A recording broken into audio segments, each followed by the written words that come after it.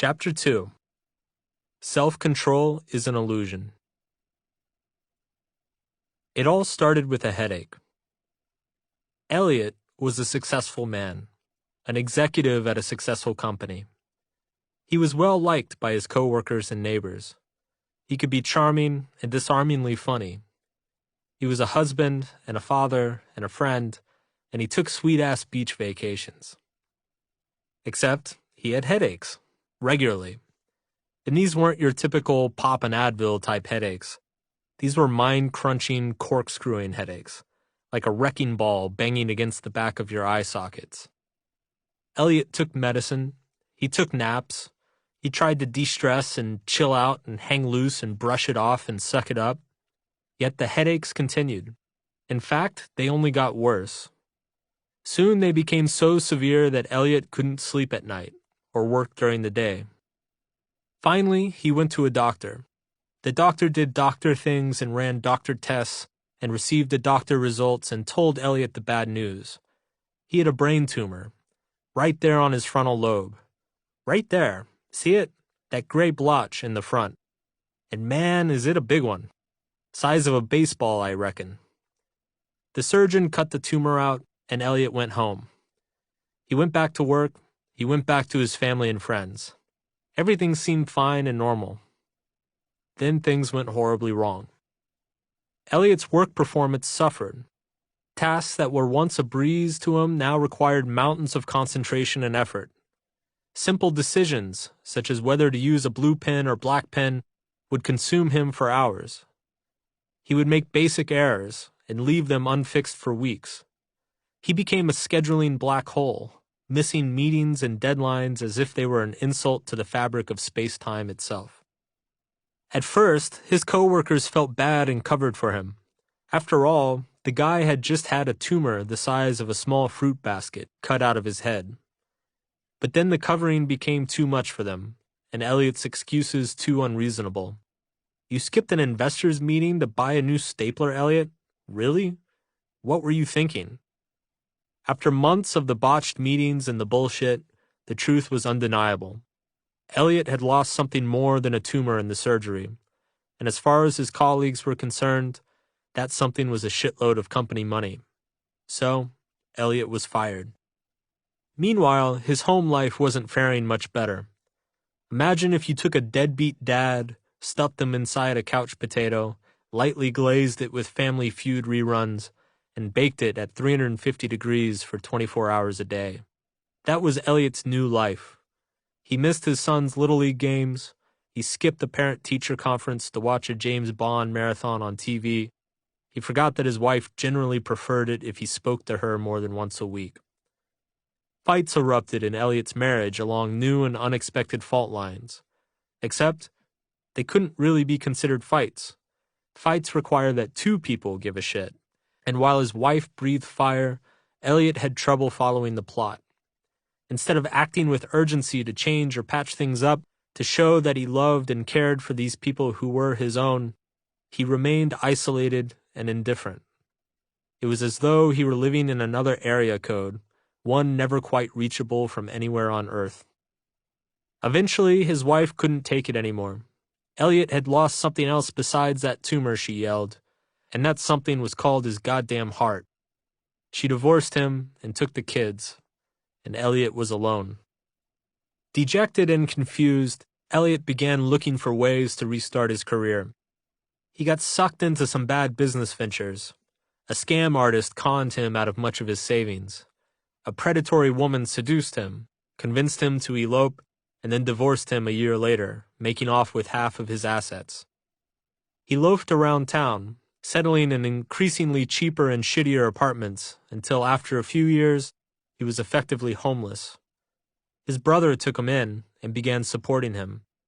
Friends and family looked on aghast, while over a few short years a man they once admired essentially threw his life away. No one could make sense of it. He had lost something, his friends murmured, and they had no fucking clue what it was. It was undeniable that something in Elliot had changed, that those debilitating headaches had caused more than pain. Question was, what? Elliot's brother chaperoned him from one doctor's visit to the next. He's not himself, the brother would say. He has a problem. He seems fine, but he's not. I promise.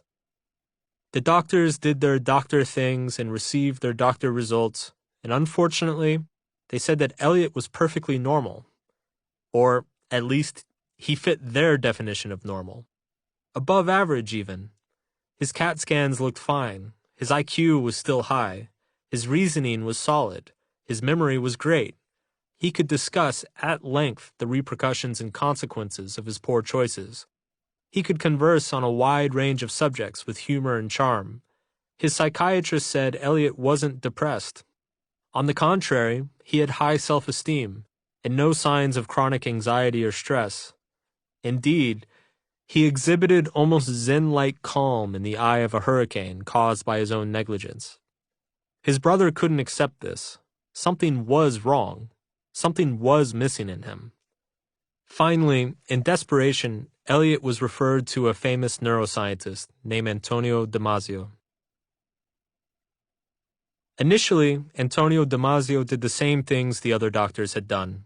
He gave Elliot a bunch of cognitive tests: memory, reflexes, intelligence, personality, spatial relations, moral reasoning. Everything checked out. Elliot passed with flying colors. Then Damasio did something that Elliot no other doctor had thought to do. He talked to him. He wanted to know everything, every mistake, every error, every regret.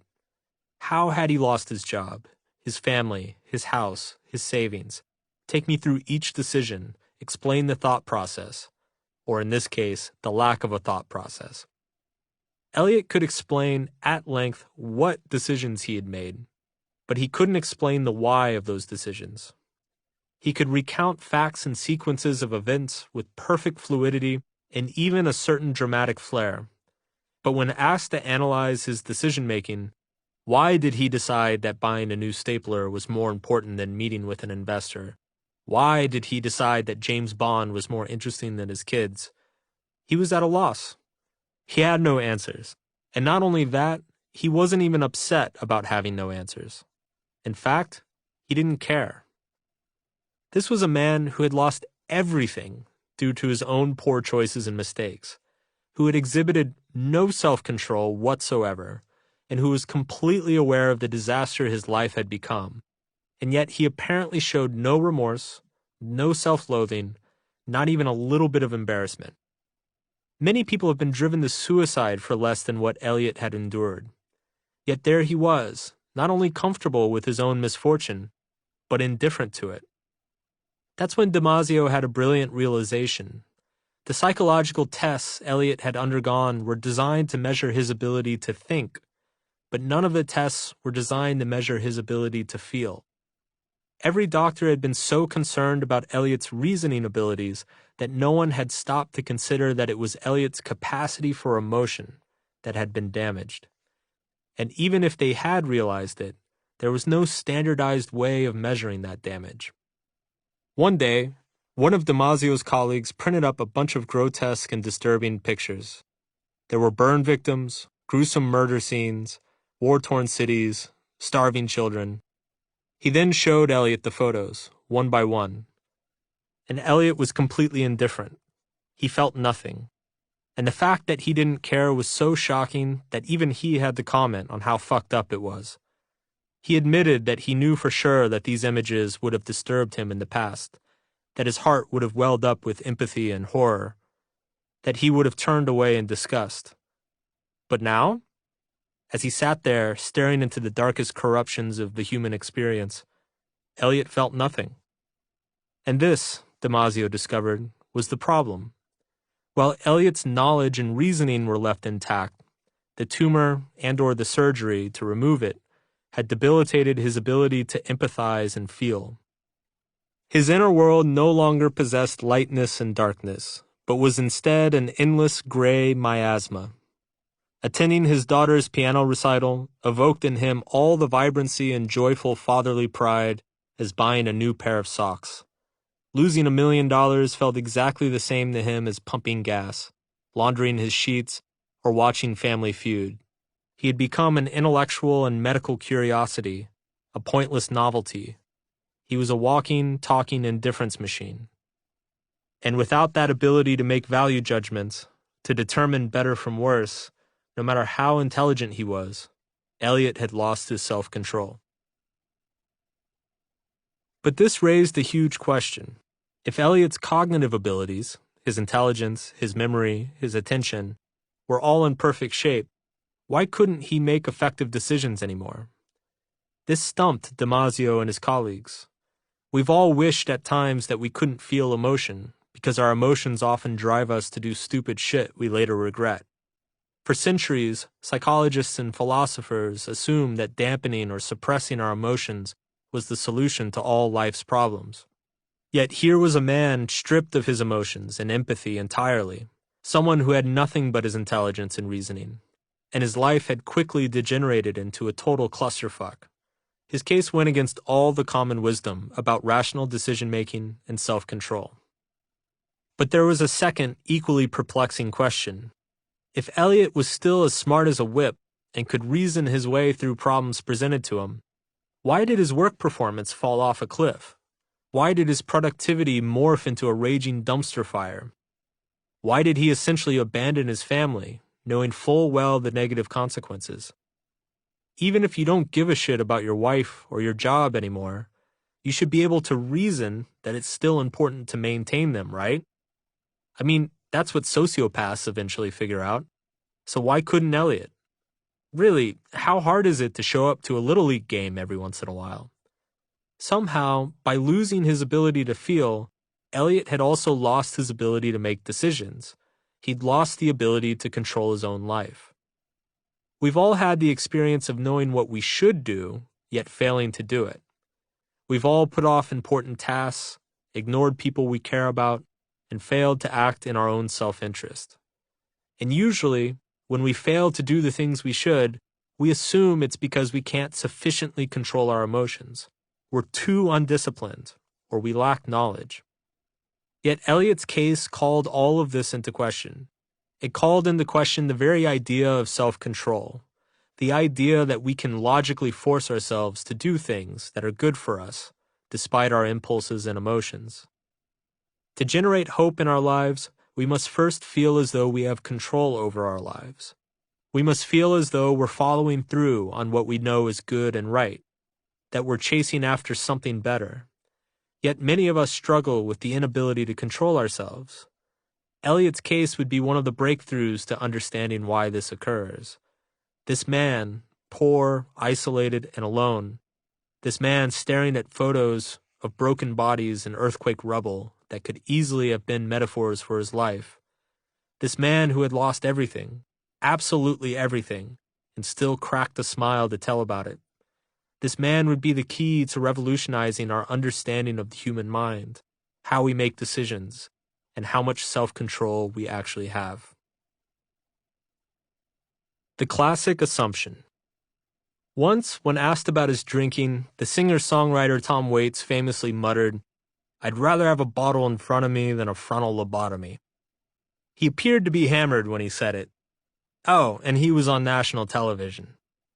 The frontal lobotomy is a form of brain surgery wherein a hole is drilled into your skull through your nose, and then the frontal lobe is gently sliced with an ice pick. The procedure was invented in 1935 by a neurologist named Antonio Egas Moniz. Egas Moniz discovered that if you took people with extreme anxiety, suicidal depression, or other mental health issues, aka crises of hope, and maimed their brain in just the right way, they'd chill the fuck out.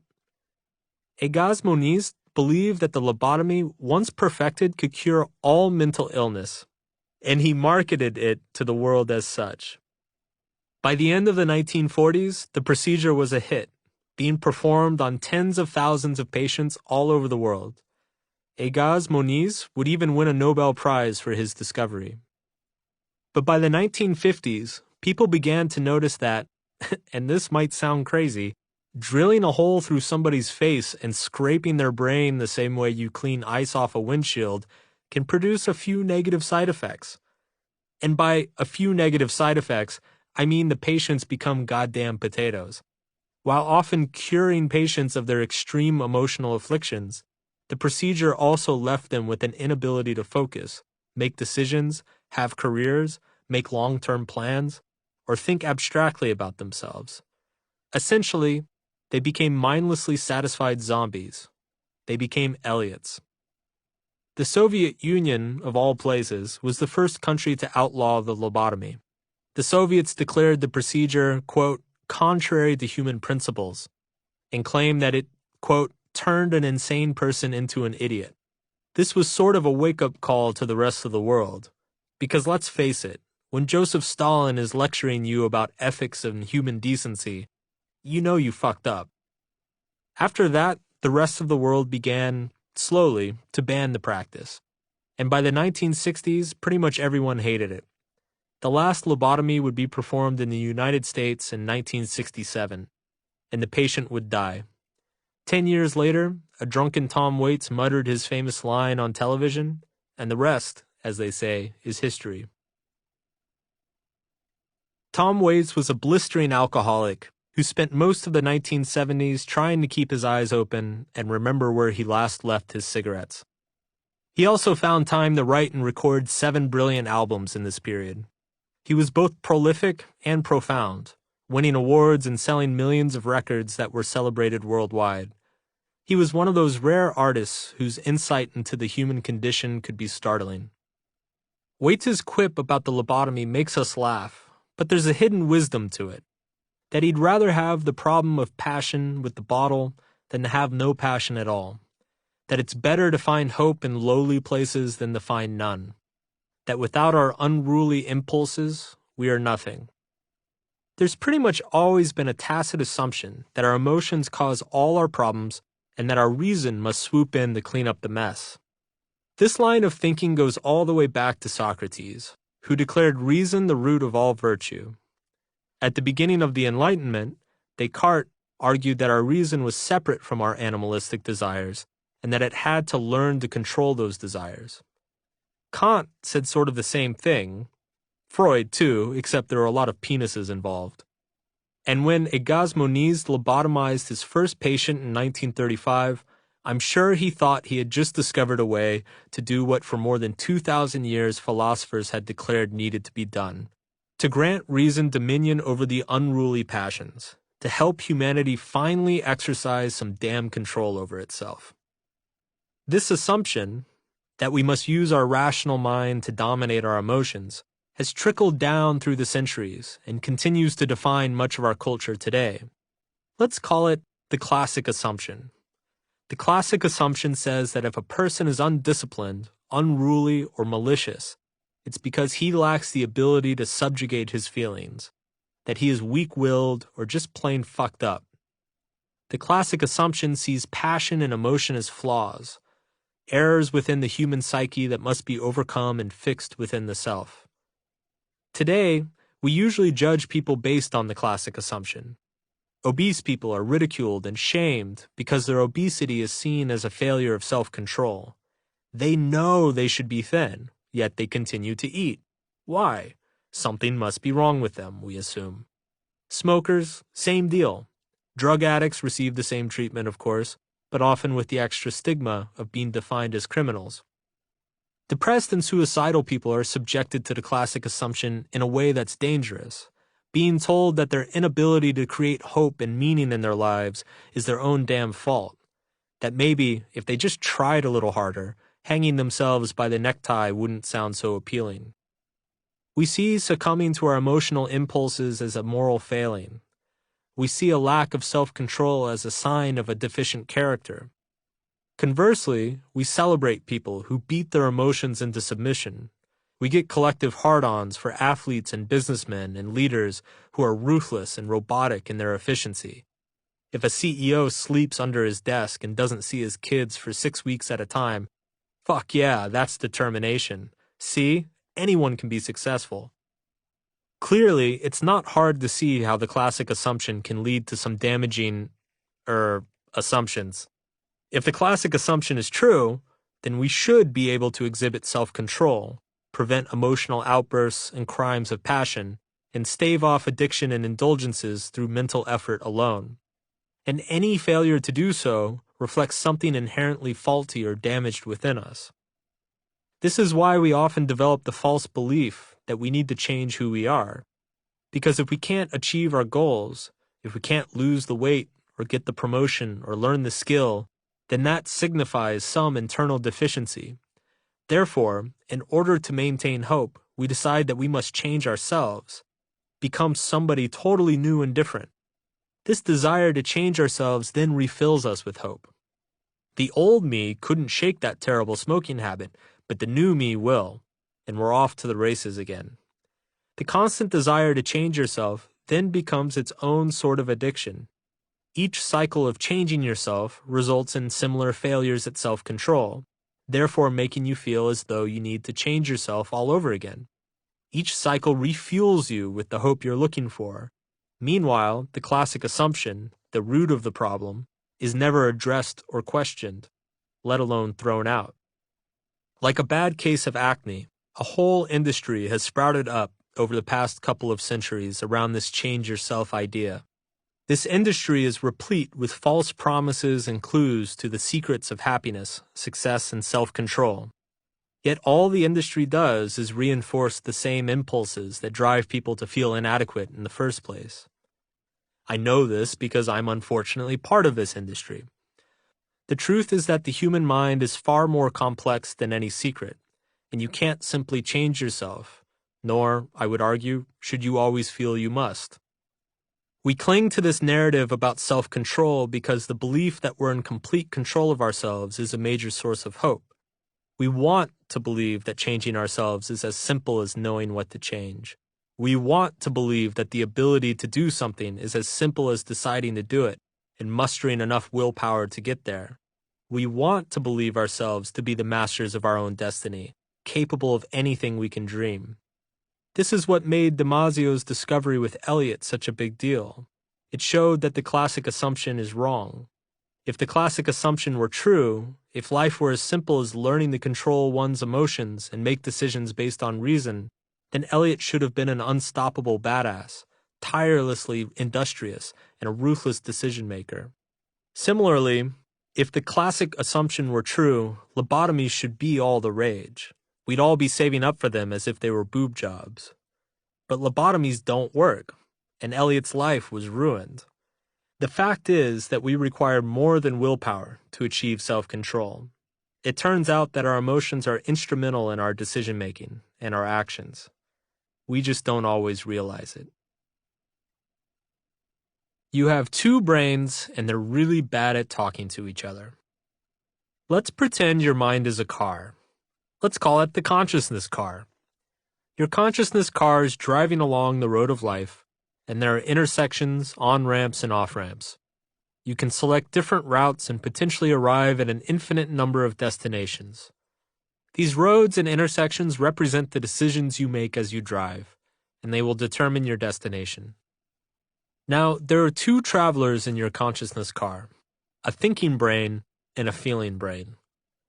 The thinking brain represents your conscious thoughts, your ability to make calculations, and your ability to reason through various options and express ideas through language. Your feeling brain represents your emotions, impulses, intuition, and instincts. While your thinking brain is calculating payment schedules on your credit card statement, your feeling brain wants to sell everything and run away to Tahiti. Each of your two brains has its strengths and weaknesses. The thinking brain is conscientious, accurate, and impartial. It is methodical and rational, but it is also slow. It requires a lot of effort and energy, and like a muscle, it must be built up over time and can become fatigued if overexerted. The feeling brain, however, arrives at its conclusions quickly and effortlessly. The problem is that it is often inaccurate and irrational. The feeling brain is also a bit of a drama queen and has a bad habit of overreacting. When we think of ourselves and our decision-making, we generally assume that the thinking brain is driving our consciousness car and the feeling brain is sitting in the passenger seat, shouting out where it wants to go. We're driving along, accomplishing our goals and figuring out how to get home when that damn feeling brain sees something shiny or sexy or fun-looking and yanks the steering wheel in a direction we don't want to go, thus causing us to careen into oncoming traffic, harming other people's consciousness cars as well as our own.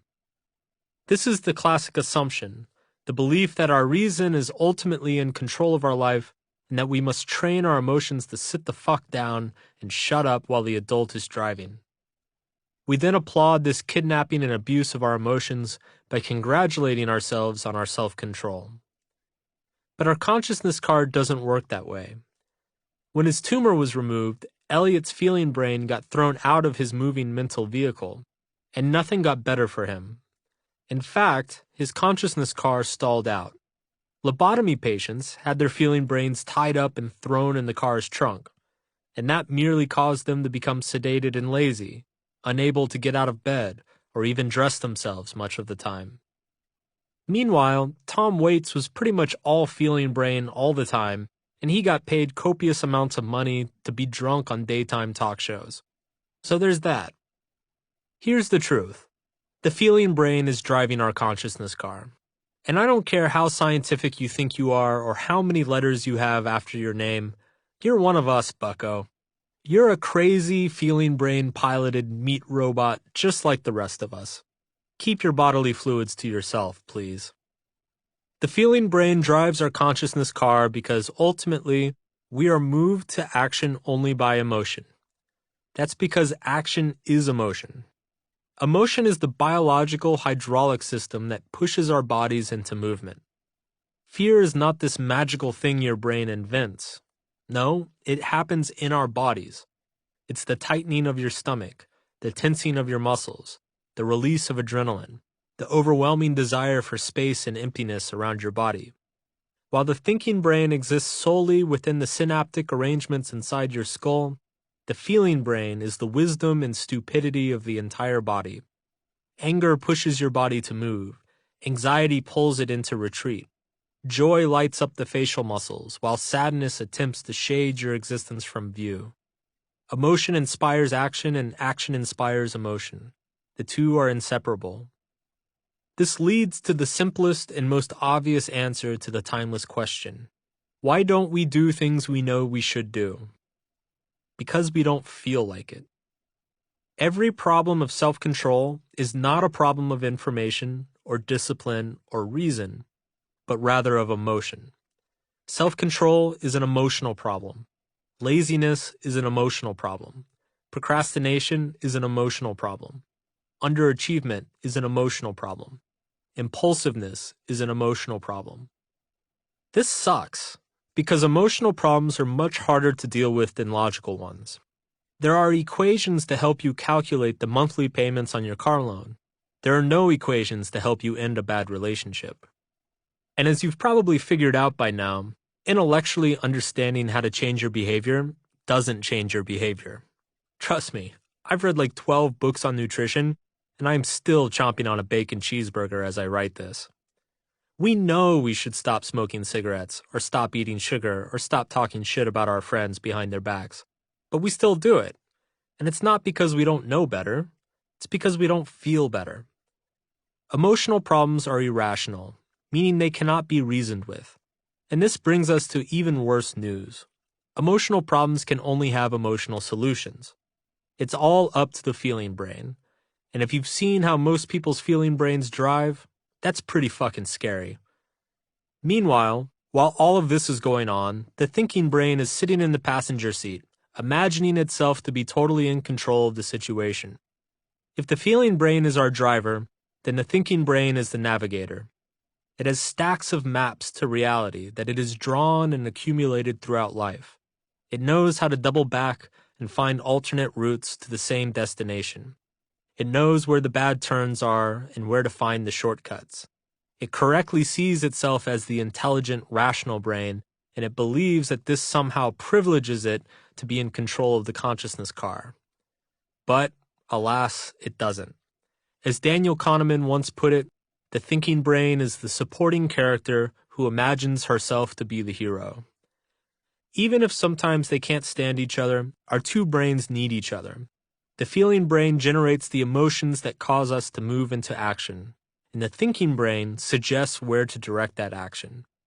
The key word here is suggests. While the thinking brain is not able to control the feeling brain, it is able to influence it, sometimes to a great degree. The thinking brain can convince the feeling brain to pursue a new road to a better future, to pull a U-turn when it has made a mistake, or to consider new routes or territories once ignored. But the feeling brain is stubborn, and if it wants to go in one direction, it will drive that way no matter how many facts or data the thinking brain provides. Moral psychologist Jonathan Haidt compares the two brains to an elephant and its rider. The rider can gently steer and pull the elephant in a particular direction, but ultimately, the elephant's going to go where it wants to go. The clown car. The feeling brain, as great as it is, has its dark side. In the consciousness car, your feeling brain is like a verbally abusive boyfriend who refuses to pull over and ask for directions. He hates being told where to go, and he will absolutely make you fucking miserable if you question his driving. In order to avoid these psychological kerfuffles and to maintain a sense of hope, the thinking brain develops a tendency to draw maps explaining or justifying where the feeling brain has already decided it wants to go. If the feeling brain wants ice cream, instead of contradicting it with facts about processed sugar and excess calories, your thinking brain decides, you know what? I worked hard today. I deserve some ice cream. And your feeling brain responds with a sense of ease and satisfaction. If your feeling brain decides that your partner is an asshole and you've done nothing wrong, your thinking brain's immediate reaction will be to recall instances when you, in fact, were a beacon of patience and humility while your partner was secretly conspiring to ruin your life. In this way, the two brains develop a really unhealthy relationship that might resemble your mom and dad on road trips when you were a kid. The thinking brain makes shit up that the feeling brain wants to hear, and in return, the feeling brain promises not to careen off the side of the road, killing everyone. It's incredibly easy to let your thinking brain fall into the trap of merely drawing the maps the feeling brain wants to follow. This is called the self-serving bias, and it's the basis for pretty much everything awful about humanity. Usually, the self-serving bias simply makes you prejudiced and a little bit self-centered. You assume that what feels right is right. You make snap judgments about people, places, groups, and ideas, many of which are unfair or even a little bit bigoted. But in its extreme form, the self-serving bias can become outright delusion, causing you to believe in a reality that is not there, smudging memories and exaggerating facts, all in the service of the feeling brain's never-ending cravings. If the thinking brain is weak and or uneducated, or if the feeling brain is riled up, the thinking brain will succumb to the feeling brain's fiery whims and dangerous driving. It will lose the ability to think for itself or to contradict the feeling brain's conclusions. This effectively turns your consciousness car into a clown car, with big, springy red wheels and a circus theme playing over a loudspeaker wherever you go. Your consciousness car becomes a clown car when your thinking brain has completely capitulated to your feeling brain, when your life's pursuits are determined purely by self-gratification, when truth warps into a cartoon of self-serving assumptions, when all beliefs and principles are lost in a sea of nihilism. The clown car invariably drives toward addiction, narcissism, and compulsion.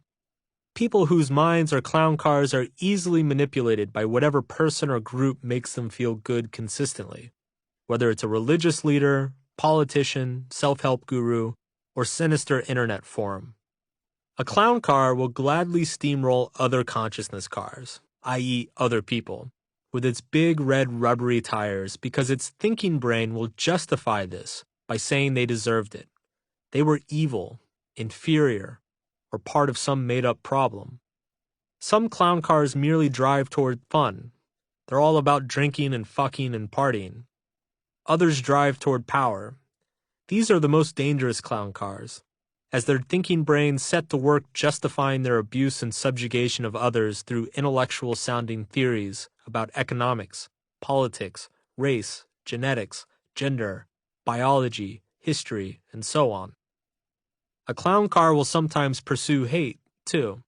because hate brings its own odd satisfaction in self-assurance. Such a mind is prone to self-righteous anger, as having an external target reassures it of its own moral superiority. Inevitably, it drives towards the destruction of others, because it is only through the destruction and subjugation of the outer world that its endless inner impulses can be satisfied.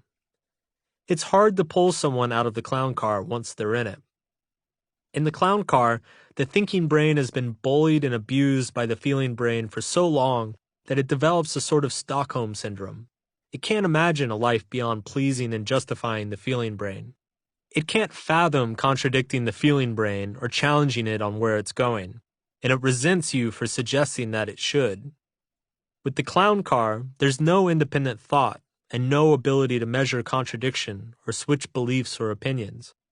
In a sense, the person with a clown car mind ceases to have an individual identity at all. This is why cultish leaders always start by encouraging people to shut off their thinking brains as much as possible. Initially, this feels profound to people because the thinking brain is often correcting the feeling brain, showing it where it took a wrong turn.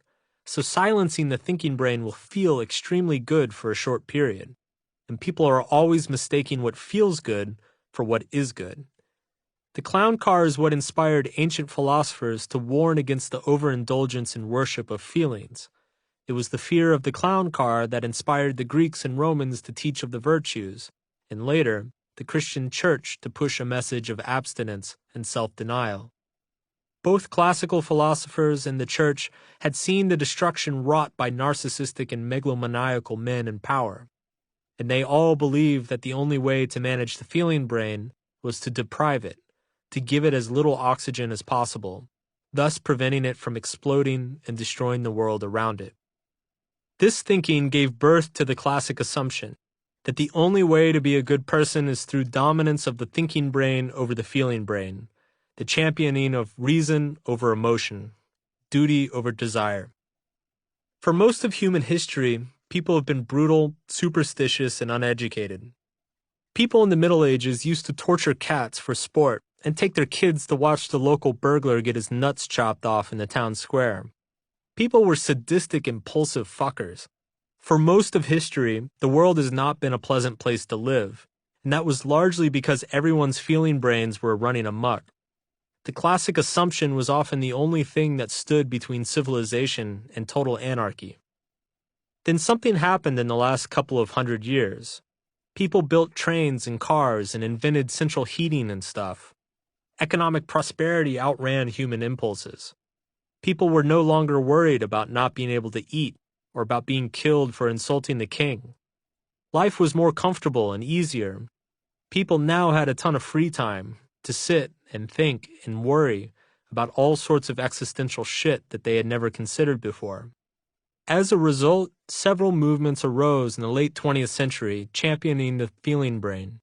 And indeed, liberating the feeling brain from the thinking brain's suppression was incredibly therapeutic for millions of people, and continues to be so today. The problem was that people began to go too far the other way. They went from recognizing and honoring their feelings to the other extreme of believing that their feelings were the only thing that mattered. This has been particularly true for white middle-class yuppies who were raised under the classic assumption, grew up miserable, and then got in touch with their feeling brains at a much later age. Because these people never had any real problems in their lives other than feeling bad, they erroneously came to believe that feelings were all that mattered, and that the thinking brain's maps were merely inconvenient distractions from those feelings. Many of these people called this shutting off of their thinking brains in favor of their feeling brains spiritual growth, and convinced themselves that being self-absorbed twats brought them closer to enlightenment, when really, they were just indulging the old feeling brain. It was the same old clown car with a new spiritual-looking paint job.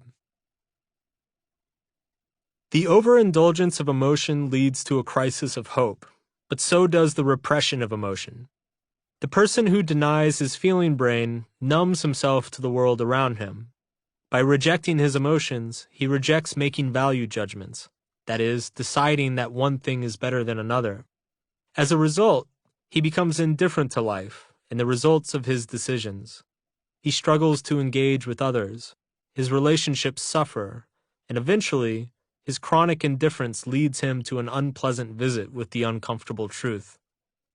After all, if nothing is more or less important, then there's no reason to do anything. And if there's no reason to do anything, then why live at all? Meanwhile, the person who denies his thinking brain becomes impulsive and selfish, warping reality to conform to his whims and fancies, which are then never satiated. His crisis of hope is that no matter how much he eats, drinks, dominates, or fucks, it will never be enough. It will never matter enough. It will never feel significant enough. He will be on a perpetual treadmill of desperation, always running, though never moving. And if at any point he stops, the uncomfortable truth immediately catches up to him. I know, I'm being dramatic again. But I have to be, thinking brain. Otherwise, the feeling brain will get bored and stop the book. Ever wonder why a page turner is a page turner? It's not you turning those pages, idiot. It's your feeling brain. It's the anticipation and suspense, the joy of discovery and the satisfaction of resolution. Good writing is writing that is able to speak to and stimulate both brains at the same time. And this is the whole problem, speaking to both brains, integrating our brains into a cooperative, coordinated, unified whole. Because if self-control is an illusion of the thinking brain's overblown self-regard, then it's self-acceptance that will save us, accepting our emotions and working with them rather than against them. But to develop that self-acceptance, we have to do some work, thinking brain. Let's talk. Meet me in the next section. An open letter to your thinking brain. Hey, thinking brain. How are things? How's the family? How'd that tax situation work out? Oh, wait, never mind. I forgot. I don't fucking care. Look, I know there's something the feeling brain is screwing up for you. Maybe it's an important relationship. Maybe it's causing you to make embarrassing phone calls at 3 a.m. Maybe it's constantly medicating itself with substances it probably shouldn't be using. I know there's something you wish you could control about yourself, but can't. And I imagine, at times, this problem causes you to lose hope. But listen, thinking brain, those things you hate so much about your feeling brain, the cravings, the impulses, the horrible decision-making, you need to find a way to empathize with them. Because that's the only language the feeling brain really understands. Empathy. The feeling brain is a sensitive creature. It's made out of your damn feelings, after all. I wish it weren't true. I wish you could just show it a spreadsheet to make it understand.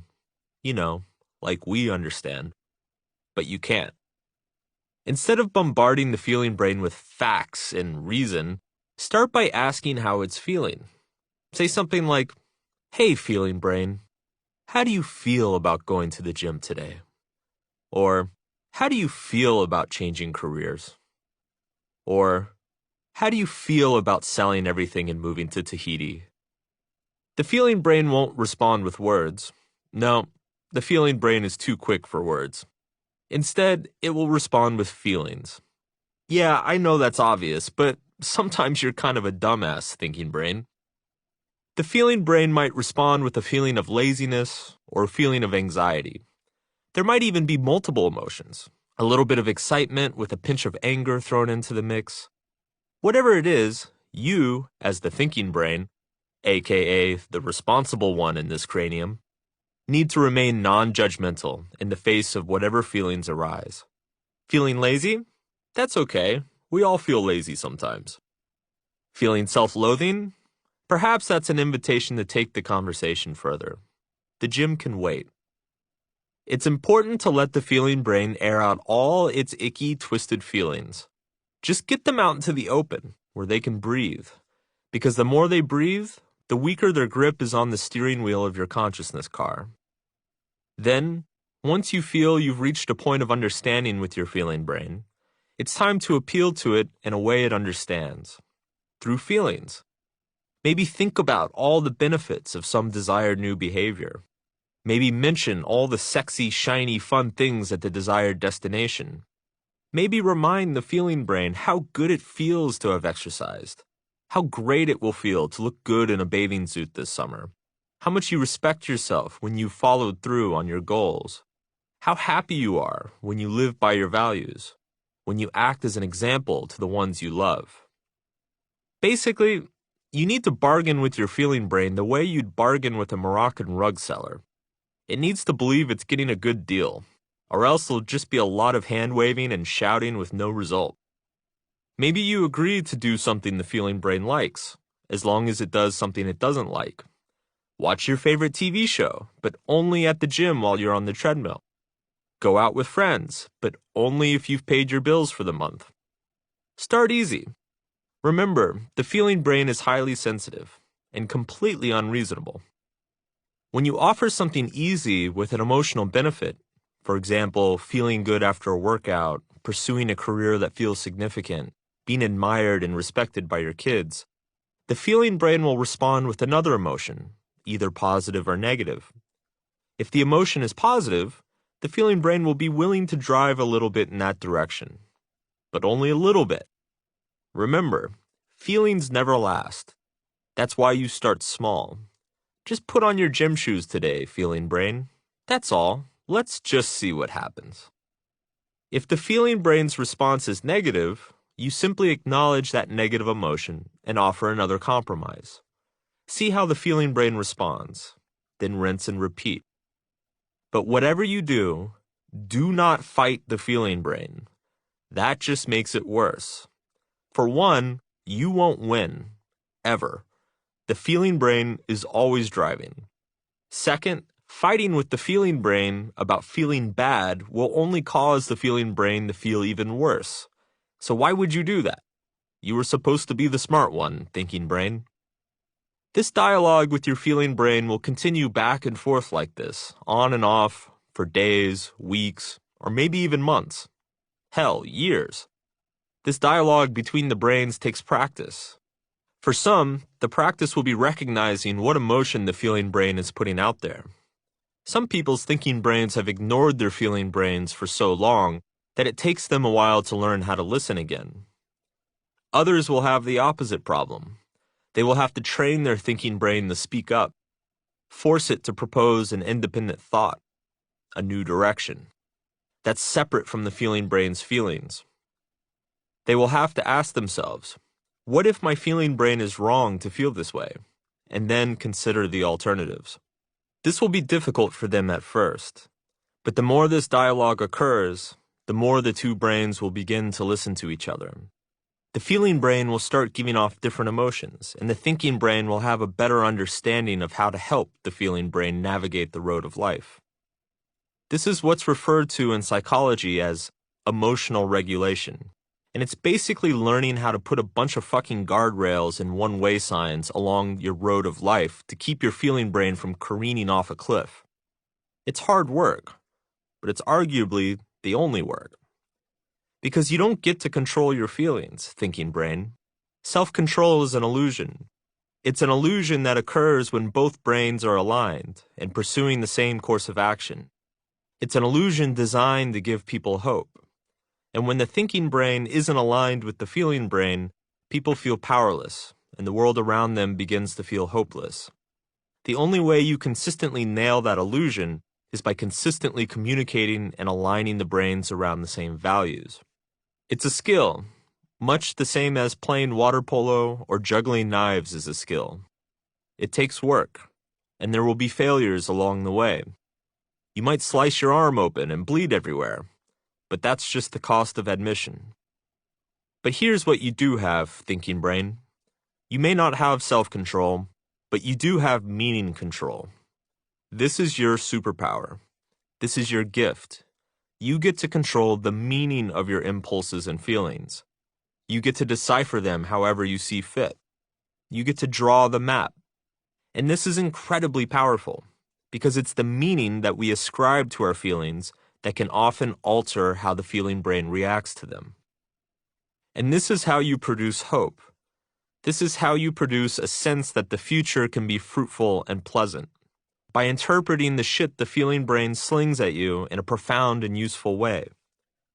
Instead of justifying and enslaving yourself to the impulses, challenge them and analyze them, change their character and their shape. This is basically what good therapy is, of course. Self-acceptance and emotional intelligence and all that. Actually, this whole teach your thinking brain to decipher and cooperate with your feeling brain instead of judging him and thinking he's an evil piece of shit is the basis for CBT, cognitive behavioral therapy, and ACT, acceptance and commitment therapy, and a lot of other fun acronyms that clinical psychologists invented to make our lives better. Our crises of hope often start with a basic sense that we do not have control over ourselves or our destiny. We feel victims to the world around us, or, worse, to our own minds. We fight our feeling brain, trying to beat it into submission. Or we do the opposite and follow it mindlessly. We ridicule ourselves and hide from the world because of the classic assumption. And in many ways, the affluence and connectivity of the modern world only make the pain of the illusion of self-control that much worse. But this is your mission, thinking brain, should you choose to accept it. Engage the feeling brain on its own terms. Create an environment that can bring about the feeling brain's best impulses and intuition, rather than its worst. Accept and work with, rather than against, whatever the feeling brain spews at you. Everything else, all the judgments and assumptions and self-aggrandizement, is an illusion. It was always an illusion. You don't have control, thinking brain. You never did, and you never will. Yet you needn't lose hope.